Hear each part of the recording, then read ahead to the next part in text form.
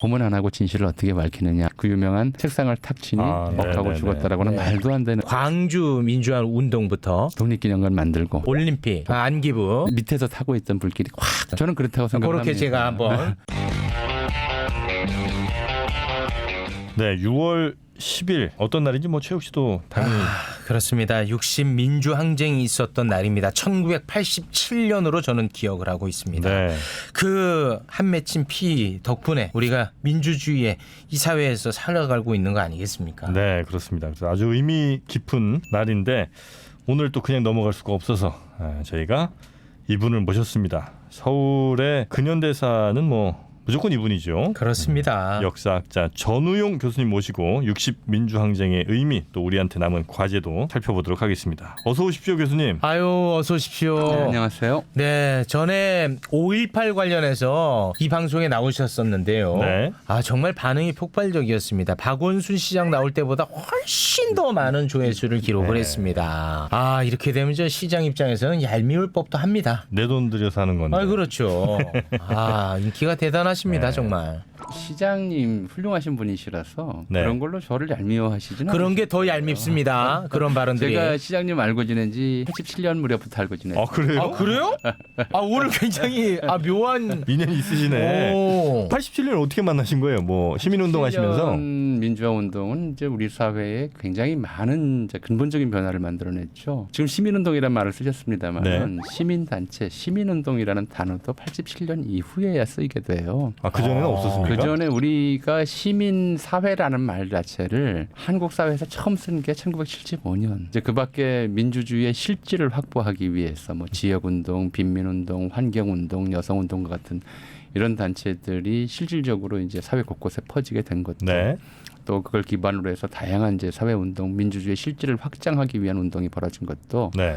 87년 민주화 운동의 결실이고 또 87년 민주화 운동으로 이루어내지 못한 것들을 이루겠다는 의지이고 사실은 민주화 운동으로서만 알려져 있지만 우리 사회의 시민사회라고 불릴 수 있을 만한 비정치적 또는 탈정치적 영역의 생활 영역에서의 민주주의를 달성하려는 네네. 시민운동이라고 하는 것을 태어나게 만든 그런 사건이기도 하기 때문에 이 사건은 단지 정치적 민주화에 국한해서 이해할 수는 없는 거죠. 87년에 조금 말씀드리자면 네, 지금 끝난 거 굉장히 싫어하십니다. 아니요. 네, 학생. 아니, 제가 잊어버려서 그랬어요. 이제 박원순 시장과의 인연을 말씀하시는데 박원순 시장도 이제 그 무렵에는 시민운동가로서 시민사회 활동가로서 다방면에 걸쳐서 활동을 시작하던 무렵이었고 그 당시 뭐 돈도 없는 변호사였는데 지금도 없어요, 돈은. 지금도 아마 네. 대한민국 정치인 중에서 가장 가난하죠. 아니, 마이너스예요, 마이너스. 빚만 많은 네네네. 사람이니까. 그건 자기 집 팔아서 또 자기가 모아놓은 책을 또 다 기증을 해서 역사문제연구소라고 하는 기관을 만드는데 기부를 하셨었어요. 그걸 토대로 젊은 연구자들이 모여서 역사 연구를 많이 했었고요. 그러니까 제가 그 연구소에 관여를 하면서 들어가면서 박원순 시장과의 인연이 시작됐기 때문에 박 시장도 시민운동 첫걸음이었고 저로서도 이제 87년 이후에 비로소 조금 열린 확실히 열린 건 아니고 학문의 자유라고 하는 이제 그런 흐름 속에서 학문 활동을 본격적으로 시작했던 그런 세대이고 그런 거죠. 뭐 죄송합니다만 당시 교수님은 석사과정생이었고 석사 과정생.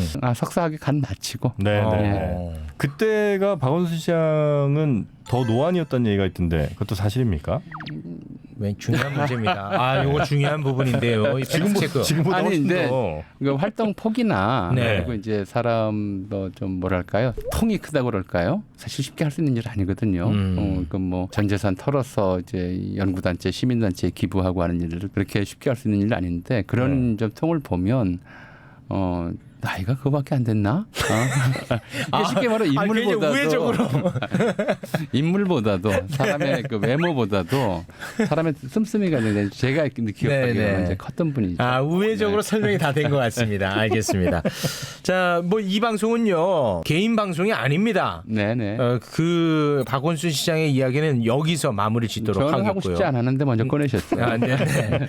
자, 60 민주항쟁 이것이 우리 사회에서 굉장히 중요한 의미를 담은 사건인 것 같군요. 자, 여기에 대해서 사실 제가 알고 있는 건 많지는 않습니다. 네. 그냥 1987 영화 네, 그 정도 선입니다.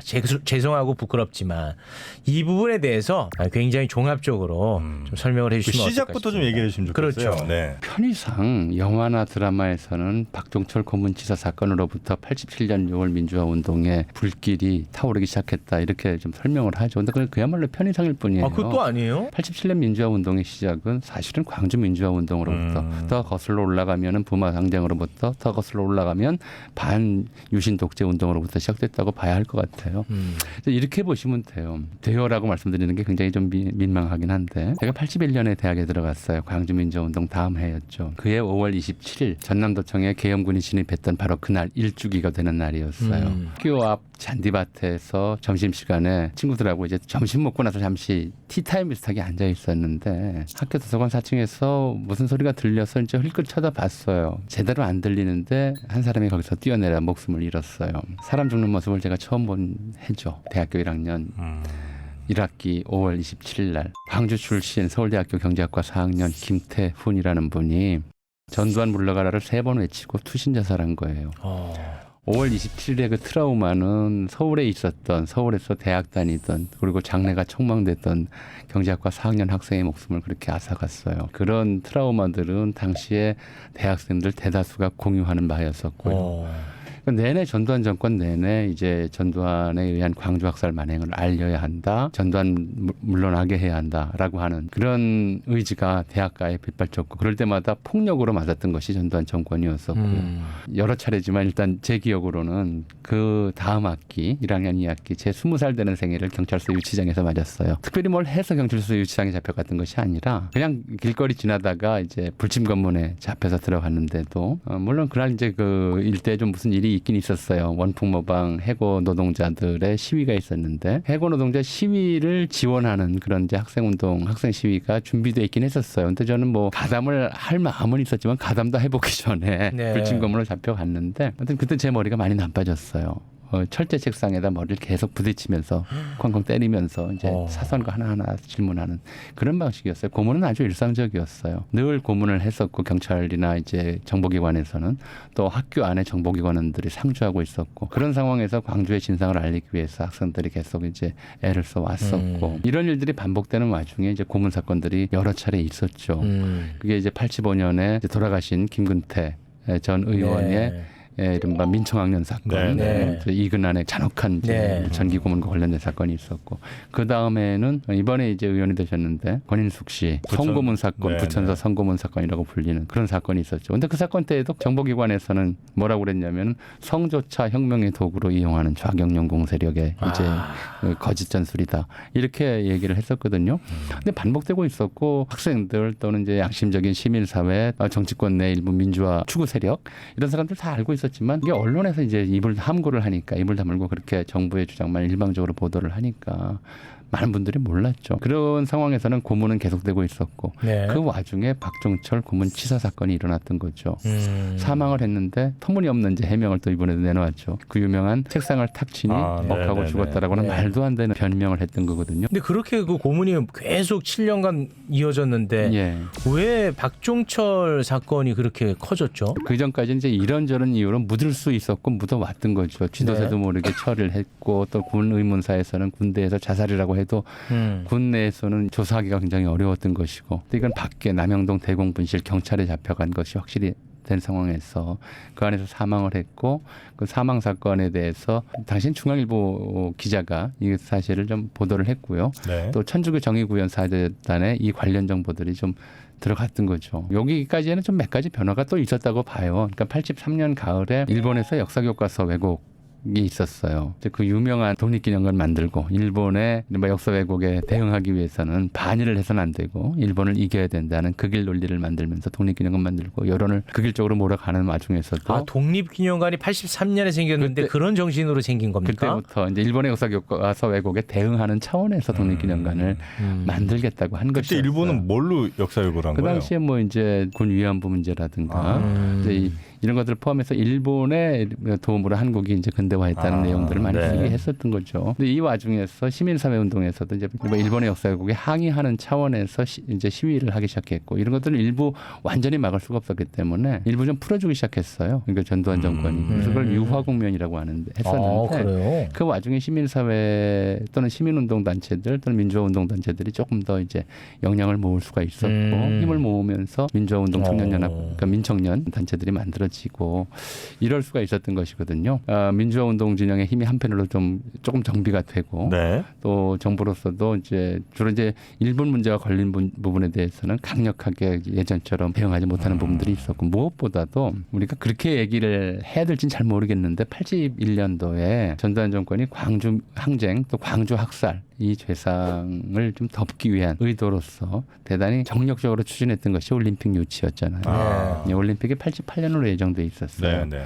그러니까 87년도의 경우에 이제 이 문제에 관해서는 더 이상 이제 최루탄이 가득한 상황에서 최루탄 가스가 자욱한 상황에서 올림픽을 치를 수 없을 것이기 때문에 네. 88 올림픽 이전에 전두환 정권과 내 이제 포악성 이와 관련해서 좀 적극적으로 운동을 벌여야 한다라고 하는 것이 당시 시민사회라고 좀 불러야 할까요? 민주화운동 진영 내에서 좀 공유되고 있던 국제사회에 상황이었던 알리자. 거죠. 알려야 할 뿐만 아니라 네. 또 실제로 이제 이 상황에서는 정권의 탄압, 최루탄 쏴대고 막 잡아서 고문하고 뭐 심지어 고문하다 이제 죽음에 이르게까지 만들고 이런 일들이 좀 아무래도 좀 눈치를 보지 않겠느냐 네. 이런 이제 판단들도 있었던 것이죠. 그런 것들이 결합되면서 87년에 들어가면서부터 이제 민주화운동이 서서히 고조되던 상황에서 박종철 고문 치사 사건이 알려졌고 이걸 이제 천주교 정의구현 전국 사재단이 공개적으로 이제 공표를 했고 분산돼 있었던 정치권, 제야 단체라고 불리던 제야 정치권 그리고 학생운동권 그리고 일반 시민들 무엇보다도 더 이상 안 되겠다. 네. 이렇게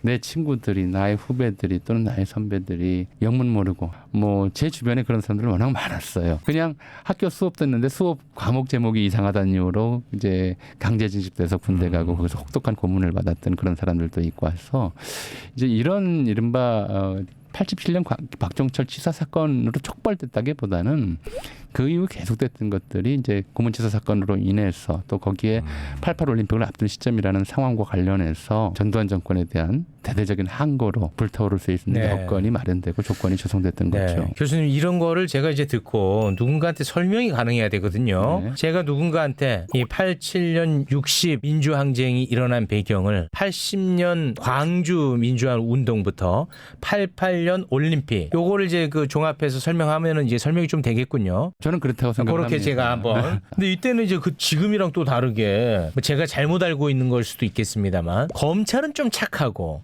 경찰은 아주 나쁜. 지금은 사실 이제 검찰 개혁에 대한 목소리가 굉장히 높은데 그때는 조금 분위기가 달랐나 보군요. 그렇다고 보기는 어렵죠. 어려워요, 또? 그러니까 이제 그 당시에 검찰뿐만 아니라 사실은 이제 실질적으로 권력을 쥐고 학생운동이나 이제 민주화운동을 억압했던 이제 국가기관은 안전기획부라고 부르는 네. 정보기관이었죠. 안기부. 안기부라고 네. 불렀고 검찰은 사실은 저 시국 사건에 관해서는 안기부의 지시를 받는 정도였다고 봐야 될 것 같아요. 그 전에 이제 일반적으로 이제 경찰에 잡혀가면 혹독한 고문을 받아. 이건 영화 1987 또는 변호인에서 잘 묘사가 돼 있을 네. 거예요. 혹독한 고문을 받으면 이제 고문 받을 때 경찰이 그래요. 네가 억울하겠지만 검찰 가서 이제 사실대로 말하고 여기서는 일단 내가 쓰지 않은 대로 쓰자. 우리는 쓰지 않은 대로 쓰죠. 그러니까 너무 맞기 싫으니까 쓰면 이제 검찰에 가는데 검찰에서 그러면은 경찰에서는 고문에 못 이겨서 허위 진술을 했습니다. 나 이거 다 사실 아닙니다라고 얘기를 하면은 검찰이 그래 네 말이 맞다. 경찰이 참 나빴구나 이러는 게 아니라 다시 보내버리죠. 아 경찰로 또 다시 보냅니까? 더 맞고 알아 이렇게 되는 더 거죠. 맞고 알아. 그러면 이제 억울하면 법정에 가서 따져라. 그럼 법정에 가서 얘기를 하면 왜 검찰에서 한 얘기와 다르냐. 그럼 또 다시 조사받아라. 이런 식이 반복되는 일들을 그 당시 사람들은 대부분 겪었어요. 결국 한 이른바. 몸이네. 그러니까 박종철 고문치사범들 같은 경우에도 전부 이제 집행유예로 아주 가벼운 가벼운 처벌을 받았죠. 그 경찰들이요. 예, 네. 경찰들이 이제 나중에 조직적인 은폐 시도였고 또 조직적인 고문이었다는 사실이 밝혀졌음에도 가벼운 처벌을 받았고 당시 그 사건을 수사했던 검찰 또 그 사건을 판결했던 판사들 다 그 이후에 노태우 정권 시대에 승승장구했죠. 그렇습니까? 이게 뭐 경찰과 검찰의 문제라기보다는 권력기관 전체가 당시 이제 민주화 운동에 대해서 어떤 반응, 어떤 태도를 보였는지. 근데 최환 검사는 좀 착하지 않았습니까? 착하다 나쁘다라고 하는 거예요. 초등학생 때나 묻는 거 아니에요? 저 사람 착한 사람이야, 나쁜 사람이야라고 하는 거. 그렇게 무시하지 마시고요. 네. 아니 그 부검을 계속 예. 하게끔 했지 않습니까? 혹시 저 인척 관계는 아니시죠? 그런 건 아닙니다. 네. 성의 갖고 그런 건 아니에요. 네. 이제 이 사건을 외부에 알린 기자 또 그 사건에서 부검을 통해서 사건의 진상을 확인한 검사 물론 그분들의 공을 우리가 가볍게 볼 수는 없죠. 네. 그래도 이제 전반적으로 국가기관이 가지고 있었던 일종의 확증 편향들 고문할 만하니까 했다. 고문 안 하고 진실을 어떻게 밝히느냐 이런 사상범들을 이런 생각들이 80년대까지는 우리 사회를 지배해 왔었어요. 그리고 그 속에서 박종철이 아닌 누구더라도 언제 목숨을 잃을지 모르는 상황이었고 또 박종철은 그나마 대공분실에서 목숨을 잃고 그렇게라도 진상을 찾아내주는 사람이 있었으니까 지금까지도 이제 이름을 잊지 않고 서울대 앞에는 좀 박종철 거리라는 거리까지 만들어졌잖아요. 네. 그런 이름도 남아있지만 또 많은 사람들이 이렇게 고문을 받고 두들겨 맞고 또 군대 녹화사업이라는 이름으로 군대에 끌려갔다가 거기서 자살로 이제 처리되는 네네네. 그런 사례들도 있기 때문에. 근데 예를 들면 그 뭐 말씀하셨던 그 학교 같은 데서도 그래도 엘리트라고 공부 열심히 했던 학생들이 검사도 되고 뭐 이랬을 거 아닙니까? 그 중에도 뭐 일부 혹은 뭐 상당수는 그래도 내 친구가 그런 일을 겪은 걸 내 두 눈으로 봤는데 뭐 전체적인 분위기는 좀 그렇더라도 이것만큼은 좀 내가 해야 되겠다 이런 생각 가진 사람들도 있긴 있었을 거 아니에요. 그런 사람 사상 검증에서 다 탈락하지 않았을까요? 뭐 그렇게 단정적으로 얘기하기는 어려울 것 같아요. 그런데 이제 저희 대학 다닐 때 80년대의 분위기라고 하는 건 좀 그런 거였어요. 제도적으로 일단 유신 사무관이라는 게 있었어요. 유신 사무관? 예. 그 뭐죠? 군에서 대위로 예편하면 정부 5급 사무관으로 특채하는 그런 제도가 있었어요. 5급이면 굉장히 높은 거 아닙니까? 높죠. 네. 그러니까 이제 군인들이 전체적인 군사 정권 전체적인 행정에 군사주의가 이제 장악하고 네, 있고요. 또 뭐 검사가 되든 판사가 되든 실질적으로는 공안 사건이라고 불리는 것들에 대한 사건의 총괄 지휘권이 안기부 정보기관이 이제 틀어주고 있었고 군이 장악하고 있었고 여기서 검사 판사가 돼서 결국은 이제 그 정보기관의 하수인 노릇이나 하는 거 아니냐 분위기가 좀 그랬어요. 80년대 분위기는 행정고시든 사법고시든 이런 공부를 하려면 세상에 귀를 막고 눈을 감고 있어야 되는 그런 분위기. 영달을 위해서 그냥 그렇게 좀 손가락질을 받는 분위기 한편으로 학교 내에서 이런 것들이 좀 있었기 때문에 하나의 사회가 만들어낸 지적 또는 이제 정서적 공모 관계가 있었다고 봐야 되겠죠. 알겠습니다. 상당히 부끄러운 질문임을 알기 때문에 큰 용기를 내서 여쭤보는데요. 박종철 당시 학생은 왜 고문받은 거예요? 물론 뭐 이유야 만들어내기 나름이겠습니다만 학생운동이라고 해서 대학생들의 활동 여러 이제 영역으로 좀 나뉘어 있었죠. 선배를 뭐 숨기고 뭐 이런 학내에서 거죠? 예. 뭐 이제 시위를 이제 뭐 좀 준비하는 경우도 있고 대학을 중퇴하고 뭐 노동 현장에 나가서 노동 운동을 하는 경우도 있고 여러 경우들이 있어요. 그리고 그게 이제 학내의 공식적인 뭐 학회 활동을 통해서 각 과단위로 이루어지기도 하고 또 이제 학내 이른바 서클이라고 불리는 학회라고 해서 이제 각과 학생들이 모여서 공부하는 그런 단위로 이루어지기도 하고 이른바 의식화를 하는 뭐 그런 교육단이라고 네네네. 보통 얘기를 하죠. 이제 그게 80년 광주 항쟁 이후에 각 대학 내에서 굉장히 쉽게 말하면 광주 민주화 운동의 유산이라고 하는 것들이 그런 것이었거든요. 네. 시대적 불의, 시대의 불의에 대한 이제 젊은이들의 분노가 현실을 이해하려는 의지를 자극하고 그걸 이해하기 위한 그 모임들을 많이 만들고 그러던 상황이었던 거거든요. 근데 당시 정권 내에서 이런 모임들을 불온하게 또 이제 정권에 위협이 된다고 판단해서 이런 것들을 용공 조직 또는 간첩 조직, 자생적 뭐 사회주의 조직 이런 형태로 좀 매도하거나 이렇게 엮어서 여론을 하려는 작업들을 많이 했었거든요. 그러니까 누가 하나 잡히면 서클들이나 학회라고 부르죠. 학회 같은 데는 누가 하나 잡히면은 전원이 도망가요. 누가 한 사람 잡으면 이제 그림을 그려내기에 따라서는 그 조직의 실체와 관계된 것이 아니라 이제 그 권력의 의도와 관련된 거예요. 이번에는 좀 큰 건이 필요하다. 얘들은 간첩으로 묶어서 한번 보도하자 그러면 간첩이 되는 거고 뭐 간첩단이 되는 거고 야. 그게 아니면 불온 학생 서클 조직이 되는 거고 이런 그림을 그릴 때 최상위 지도자가 누구냐 또는 그로 연결되는 누가 누구냐 이런 것들 때문에 왜 도망가냐면 한 사람이 잡히면 고문을 당해서 누가 있다는 이름을 다 불어야 되고 또 어디 있느냐까지 다 불어야 돼요. 그러니까 그걸 뻔히 알기 때문에 다 도망을 가는 것이고 당시에 이제 일반적인 패턴이었어요. 그러니까 박종철의 경우에도 다른 사람, 그 선배였던 뭐 이름은 제가 밝히지 않을게요. 선배였던 사람의 행적을 불어라라고 이제 했는데 좀 큰 건으로 묶으려고 했던 모양이에요. 어지간하면 좀 많이 때리고 사람 죽지 않을 정도로 때리는데 물고문까지 했던 걸 봐서는 좀 큰 건으로 엮으려고 했던 것 같고 그렇게 해서 이제 행적을 불라고 고문하다가 이제 죽게 만들었다 이렇게 돼 있죠. 그렇군요. 네. 87년 1월에 박종철 열사 그 고문치사 사건이 있었고 그 다음에 6월 10일 이전까지 계속해서 그 압력이 좀 높아지는 상황에서 터진 겁니까? 박종철을 살려내라. 네. 첫 번째 구호는 그거였죠. 그 다음에는 요구했던 것이 직선제 개헌. 네. 네. 네. 대통령 직선제를 해본 적이 없잖아요. 네. 이승만 때 이제 대통령 직선제 개헌하다가 내각 제거됐고 72년 유신 선포 이후로는 간선제라고 해서 체육관에서 네네네. 통일주체국민회의 대의원이라는 사람들 뽑아서 98% 지지율로 당선되고 하는 것들이 반복돼 왔거든요. 5공화국 헌법도 그런 상태였고 차제의 이 반민주적 정권의 문제를 이제 해결하려면 먼저 일단 정권을 국민에게 주권을 국민에게 돌려줘야 한다. 그래서 직선제 개헌의 요구가 같이 나왔던 것이죠. 네. 박종철을 살려내라. 자, 직선제로 개헌하자 이런 요구가 나왔던 것인데 전두환이 직선제 개헌은 생각하지 않고 있다. 그러니까 헌법을 이제 5공화국 헌법을 수행하고 7년 단임 이후에 다음 사람에게 넘겨주겠다 이렇게 이제 공언을 했던 거죠. 그게 호헌이군요. 그렇죠. 제 5공화국 헌법을 수호하겠다고 하는 전두환 정권의 이제 주장에 맞서서 이 헌법은 이제 바꿔야 한다. 호헌철폐는 그 개헌을 얘기하는 그렇죠. 거네요. 개헌하자, 직선제 개헌하자가 호헌철폐였고, 그다음에 독재 타도, 전두환의 이른바 살인 독재를 타도하자. 그러니까 호헌철폐 독재 타도가 그의 이제 봄부터 6월 초까지 내내 이제 일관된 구호였던 것이고, 거기에 맞서서 뭐 최루탄이 1987년 5월, 6월 요 무렵은 서울시 도심부 곳곳이 최루탄 가스로 자욱했었고, 사실은 이제 전두환 정권 때는 경제적으로 운이 좋은 편이었어요. 이른바 3조 호황이라고 해서 세계적으로 저유가, 저금리, 저물가가 지속이 되면서 경제 성장률이 대단히 높았었거든요. 그런 상황이었음에도 불구하고 이제 주로 중산층을 포함해서 넥타이 부대라고 불리는 서울 도심부의 사무직 근로자들 그리고 강남 아파트 건축자들까지도 이제 뭐 경적 시위에 동참하고 전두환에 대한 반대 의지를 표명하고 이런 정도로 전두환 정권에 대한 반감이 높아가고 그게 이제 5개월 동안 계속 이어지다가 6월 10일에는 무슨 일이 있었던 겁니까? 이한열 사건이 있었죠. 그렇죠. 계속되는 이제 정권의 탄압, 경찰의 이제 최루탄 발사를 통한 정권의 탄압에 맞서서 6월 10일에 이제 대규모 시민들의 의지를 좀 집중적으로 보여주기 위한 그런 이제 행사를 준비를 했고요.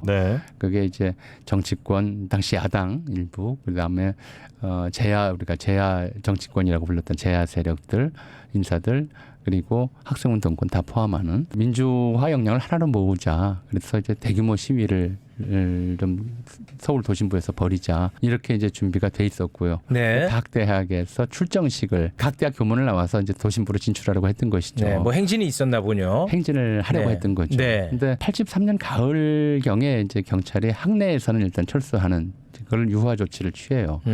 그래서 그 다음부터는 이제 교문을 막는데 각 대학 교문 앞에 이제 경찰들이 다 이제 최루탄 발사 차량 그리고 이제 최루탄 발사 총기 다 들고 이제 막아 서 있는 상태에서 연세대학에서 출정식을 마치고 맨 앞에 서서 나오던 이제 학생들 중 이제 이한열 이한열 열사 이제 경찰이 안전수칙도 어기고 또 사실 그런 것들이 굉장히 흔했어요. 그러니까 뭐 감정이 고조돼서 그랬을까요? 늘 얼마 전에 백남기 농민 물다포 살인 사건이나 반복해서 안전수칙 같은 거 안 지키고 이제 바로 직사하는 일들이 반복되곤 했었는데 그때도 그런 일 때문에 최루탄에 머리를 맞고 의식을 잃었다가 며칠 후에 사망하는 사건이 일어났었죠. 어쨌든 그건 그 사건 와중에 일어났던 것이고 6월 그 박종철 고문치사 사건 이후에 최대 규모로 벌어졌던 서울 도심부 집회 시위가 6월 10일 그래서 60항쟁이라고 불리죠. 그리고 나서 이제 6.29 선언까지가 근 한 20일 사이에 일어난 일이군요. 더 이상 이제 민심을 수습하기 어렵다라고 판단을 했던 이제 정권 측에서 사실 굉장히 많은 이제 이야기들이 물론 내부적으로 오갔을 거예요. 네. 전두환 정권 내부의 핵심 관계자들 사이 이걸 어떻게 할 것이냐, 올림픽을 포기하더라도 강경 진압으로 누를 것이냐. 아, 그런 얘기들도 그런 얘기가 오갔을 가능성은 충분히 네, 네, 있죠. 네. 왜냐하면 일단 올림픽까지 1년도 안 남은 상황에서 계속 이렇게 강경 진압이 벌어지고 있고, 게다가 그 무렵에 이제 유럽 각국에서는 이제 국내 언론은 잘 보도가 안 됐지만 올림픽 보이코트 이야기가 나오기 시작했어요. 저렇게 민주주의를 탄압하는 독재 국가에서 면죄부를 주는 올림픽을 여는데 거기에 우리가 가서 이제 독재를 지원할 필요가 있느냐라는 올림픽 보이콧 시위 같은 것도 벌어지고 있었고, 그러면 내부적으로 이제 어떤 외교 채널을 통해서 어떤 이야기들이 오갔는지는 좀 정확히 모르죠. 정확히 밝혀져 있지는 않습니다만은. 야, 전두환이가 그 정치적으로 이용하려고 했던 올림픽이 오히려 그 발목을 잡는 그렇죠. 일이 됐네요. 정치적으로 이용하기 위해서 올림픽 개최를 해놨는데 올림픽 때문에 강경 진압 완전히 이제 국정이가 그 부마 이후에 차지철이 건의했다고 하는 수십만 명을 죽이더라도 진압합시다라고 하는 이야기를 쓰려고 했겠죠. 뭐 광주에서 이미 했던 일인데 서울에서 하지 말라는 법은 없으니까. 일단 올림픽이라고 하는 것들 때문에 국제 여론의 발목이 굉장히 좀 컸던 것으로 보여요. 네. 그리고 그런 상황에서 좀 유화적인 또는 이제 양보 조치로 나왔던 것이 결국은 이제 5.17 군사 쿠데타의 주역이자 동지였던 이제 노태우 씨로 하여금 이제 이른바 6.29 선언이라고 해서 직선제 개헌 수용, 민주적 절차 진행이라고 하는 이제 시민의 승리를 선언할 수밖에 없는 선언하는 그런 상황으로 이어졌던 거죠. 그러고도 노태우가 당선된 건 참 뭐 시민들은 그때 너무 눈물 많이 흘렸을 것 같아요. 그러니까 역사는 언제나 사후적으로 보니까 사후적으로 보기에는 이미 그 무렵에 이제 선거 필승 전략은 서 있었던 것이 아니냐. 이제 그랬으니까 그런 식의 그게 가능했던 거구나. 그런 식의 이제 선언을 한 게 아니냐라는 이제 이야기도 있고요. 아직은 좀 더 연구가 좀 더 시간이 지나서 연구를 좀 더 하고 계십니까? 필요할 거라고 봐요. 이제 지금 당장은 자료도 나오질 않고 기밀 자료 같은 경우 보존 연한도 있고 또 그런 자료들이 제대로 보존되었다고 보기도 어려우니까. 다 있었을 거야 방안이. 왜냐하면 이제 우리 엄마도 노태우 선거운동을 했으니까요 당시에. 그래서 이제 그것이 오히려 이제 웃지 마. 그러니까 노태우로 하여금 항복 선언, 그러니까 이제 6.29 선언이라고 하는 항복 일종의 시민에 대한 항복 선언을 하게 하는 것이 굉장히 좀 명분상으로도 그렇고 정권 재창출에도 유리할 뿐만 아니라 또 정권을 재창출할 수 있는 길들이 좀 꽤 많다 이런 판단을 했을 것이다라고 사후적으로 시간이 지나서는 생각을 하죠. 근데 그때 당시에 그러면 시민사회에서는 축제 분위기였겠군요. 이제 승리했다. 어우 그때는 막 정말 그때 6.29 선언 나오고 눈물 6.29 선언 났겠지. 나오고 축제 분위기는 아니었어요. 그러니까 그래요? 눈물이지 눈물 사실. 왜냐하면 굉장히 좀 심각한 난관이 가로놓여 있었거든요. 민주화 운동을 벌인 것은 무슨 학생, 사무직 노동자들, 일반 시민들이었지만 이 사람들이 무슨 뭐 정당으로 조직되어 있는 것도 아니고 하나의 정치 세력도 아니었어요.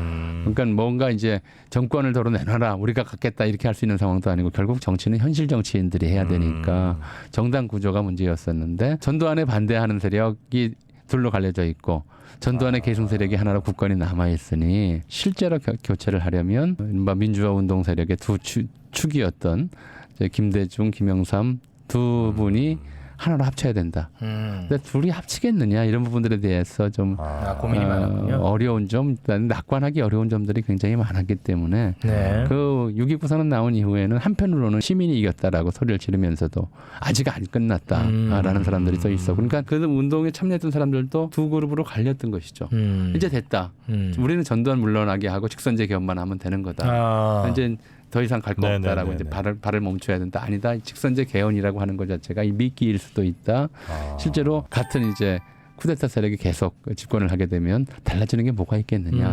그래서 이걸 막아야 된다. 그러려면 빨리 양김 단일화 이런 문제로 나가야 된다. 더 나가야 된다. 이런 쪽도 있었죠. 게다가 이제 6월 민주화 운동이 갖는 현대사의 의미 중에 하나가 아까 말씀드렸듯이 시민사회, 시민운동의 싹을 틔운 것이라고 말씀드렸습니다만은 또 하나는 이제 노동운동의 활기를 좀 기회를 열어준 거죠. 이 6월 민주화 운동에 뒤이어서 7, 8월 노동자 대투쟁이라고 불리는 노동운동들이 굉장히 적극적으로 분출했어요. 근데 울산이나 이런 지역의 노동자들이 노동운동을 하는데 시위 요구사항 1번 뭔지 혹시 짐작하시겠어요? 요구사항 1번이요. 임금 인상 아닙니까? 3권 보장, 노동 3권 보장. 두발 자유화. 두발 자유화요? 예. 노동자들을 군인들처럼 머리를 깎게 시켰었거든요. 아 진짜로요? 예. 그 몇 년도인데요? 87년이요. 에? 그러니까 80년대까지 그렇게 노동조합이 합법화되지도 않았고요. 노동운동을 제대로 하면 다 이제 이게 좌경용공 세력으로 몰리는 그런 삼엄한 분위기에서 이제 일반 대규모 공장들이 노동자들을 군인처럼 다루고 이제 군사문화라고 하는 것이 아까 뭐 유신 사무관 얘기를 했지만 군사문화라고 하는 것이 그렇게 사회 저변에 곳곳에 도사리고 있었어요. 오죽하면 이제 내 머리카락도 내가 다 큰 어른인데 군대 그만둔 지 얼마인데 그러니까 이런 것들이 두발자유 같은 것들이 요구사항이 일본으로 나올 만큼 당시 노동 조건이 그렇게 극적으로 열악했던 거죠. 그러니까 그게 지나고 나서야 87년 민주화 운동 이후에 이제 노조들이 만들어지고 네. 민주노총이 생기고 그리고 이제 그걸 기반으로 해서 뭐 민주노동당과 같은 이제 진보정당이 생기고 이게 전부 이제 시민사회뿐만 아니라 노동운동 내부에서도 다른 변화가 일어날 수 있는 기반이 되었고 이 기간 중에 실질임금이 급속도로 높아져요. 이제 그 전까지 실질임금이 굉장히 낮았기 때문에 우리가 마이카 시대 그러잖아요. 공장 다니면서 자가용 살 수 있다는 생각, 꿈을 꿀 수가 없었던 시대였어요. 87년 이전에는 단지 정치적 민주화만 생각하는데 이 민주화 운동의 결과로 노동자들의 권익이 신장되고 그러면서 실질임금이 늘어나고 그래서 일반 서민도 자동차 살 수 있는 꿈을 꾸게 된 것 이것도 민주화 운동의 성과였던 것이죠. 그러니까 노태우가 당선돼서 아무 의미가 없는 줄 알았는데 굉장히 큰 의미가 있었군요. 이 저변에서의 변화가 굉장히 억압적이고 폭력적이던 국가 권력이 일시적으로 위축 후퇴된 상황에서 그동안 억압돼 있던 이제 사회 세력들이 목소리를 내기 시작하고 그러면서 이제 권력에 의해서 억압되었던 사회적 관계가 재조정되는 그런 변화가 87년 말에 일어났던 것이죠. 그러니까 그런 변화를 받아들이지 않을 수 없을 만큼 당시 이제 정권의 이런 폭력성이라고 하는 것이 국내적으로뿐만 아니라 국제적으로 문제가 되던 상황이었고 이 상황에서 우리 민주주의 시민들이 승리함으로써 선거에서는 이제 결국은 노태우를 당선시키는 결과를 빚었지만 그리고 그와 관련해서 뭐 그때도 이제 부정선거 시비는 굉장히 좀 강하게 나왔었죠. 있었지만 그러나 사회 바탕에서 그 이후에 민주주의를 더 한 걸음 더 진전시킬 수 있는 변화를 일어나게 했다는 점에서 이 6월 항쟁은 단지 직선제 쟁취 그리고 다시 이제 민정당 재집권을 허용했다라고 하는 식의 이른바 승리와 좌절의 경험 이건 겉으로 보이는 정치적 표면의 물결일 뿐이고요. 그 밑바닥에서 진행돼 있었던 것은 뭐 노동자, 일반 시민들 또 시민들이 정치적 영역과는 무관하게 또는 정치적 영역과 제한적인 관계를 가지면서 이제 시민운동, 각자의 이제 주권을 확보하기 위한 운동, 각자의 관심사에 관해서 발언하기 위한 운동들. 이게 되게 이제 87년 이후에 88년, 89년, 90년 요 사이에 환경운동연합, 경실련, 그다음에 뭐 참여연대, 지금 이제 우리 사회 시민운동의 중추를 이루고 있는 대부분의 단체들이 87년 민주화 운동 이후에 만들어지는 거거든요. 그리고 이게 민주주의의 기반을 다지는 토대 역할들을 알겠습니다. 이제 더 이상은 머리에 못 넣습니다. 이제 오늘은 요 정도로 마무리 짓겠습니다. 아유 오늘 정말 너무 유익한 시간이었습니다. 87년 민주항쟁. 와, 그 결과물이 굉장히 많았네요. 그러니까 제일 중요한 건 시민사회 기틀을 마련했어. 그렇죠. 씨앗이 뿌려졌다. 그렇지. 그걸 오늘 하나 크게 배워가도록 하겠습니다. 이런 시간은 한 달에 한 번 저희가 마련을 할 예정입니다. 서울시에 국한되는 이야기가 아닙니다. 사실상 그렇지 않겠습니까? 이러한 우리 근현대사 서울시를 비롯한 대한민국의 근현대사 앞으로 한 달에 한 번 저희가 강의를 받도록 하겠습니다. 괜찮으시겠죠, 교수님? 예. 알겠습니다. 뭐 그 서울시 얘기는 좀 근현대사가 아니라 통으로 좀 해보고 싶어요. 통으로 옛날 얘기부터. 옛날 얘기. 너무 알겠습니다. 좋습니다. 앞으로 계속 만나게 될 우리 전유영 교수님은 이 정도에서 보내드리도록 하겠습니다. 자, 교수님 오늘 고맙습니다. 고맙습니다. 감사합니다. 자, 걱정 말아요 서울. 여러분의 소중한 의견들로 만들어지죠. 팟빵 채널 통해서 댓글 남겨주시고요. 서울골뱅이 팟빵닷컴으로 여러분의 의견 메일로 보내주셔도 감사하겠습니다. 저희는 다음 주에 다시 돌아오겠습니다. 함께해 주신 여러분 고맙습니다. 고맙습니다. I see you.